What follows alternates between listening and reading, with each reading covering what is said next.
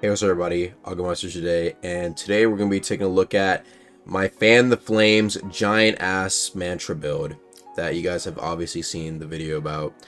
We're going to be going over this build because a lot of people have asked for the specifics, and I'll be detailing all that and giving you basically what you need to do to achieve what I did and maybe some slight variations if you want to make it slightly better. For starters, what you want to take a look at is the intelligence. You need to go 85 intelligence before you Shrine of Order, and I highly recommend that you Shrine of Order so you can save some points from your intelligence, because you don't really need that much afterwards.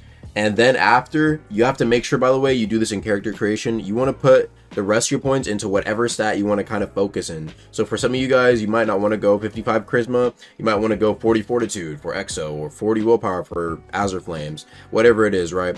I'll get into the explanation as to why I picked charisma, but let's go over the rest of the stats. 15 fortitude. The reason why I have 15 fortitude after I use Shrine of Order, and by the way, you also want to put your Flame Charm and Gale Breath as your two dual attunements that you pick at the start.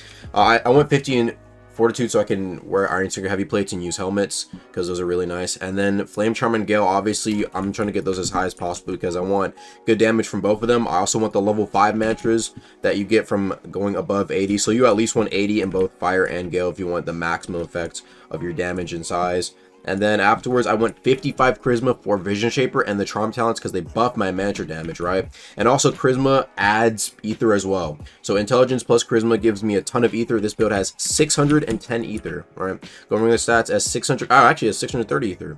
And then it has 396 health. The health is lacking, of course. But as a, slight variation, if you don't want to go Song Chant and you care more about saving your health, you could always do something like 6 Vitality, like 4 Erudition, and then like save, I don't know, maybe like 2 points for Song Chant, so you get a little extra damage on that. And then you could change up your Ether Armor and change it to like a health set, right? And get this like 110, 120 equipment bonus, and then get like 6 Vitality. That will take you from my health to like 530 health, 520 health. So you can actually be tanky with this build. It's just that trying to cast these giant ass mantras is going to end up going from like 2 bars all the way to like 3 or 4 bars, depending on what it's looking like, right? But as long as you have pretty high erudition, you should be okay regardless, right?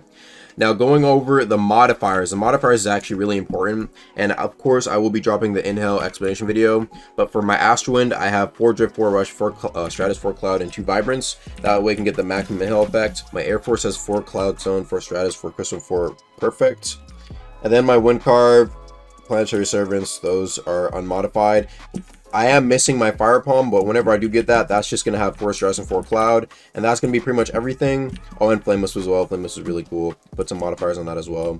And then, of course, you want Vision Shaper because Illusory Servants is really good for popping these, well, giant-ass mantras.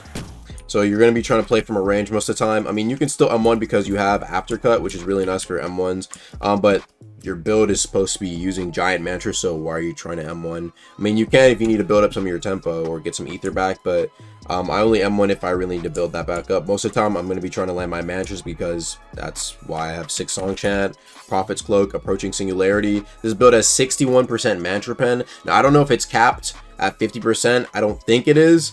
But yes, if it isn't, then this build has 61% mantra pen, so it should be dealing a good amount of damage as well. And that covers basically everything with this build. Get your Neuro Overload, and then put points into whatever you want to Shrine of Order into after. And then after you Shrine of Order, you go ahead and just level up your Flaming Gale, get the mantras necessary, and then you can have your giant ass mantras.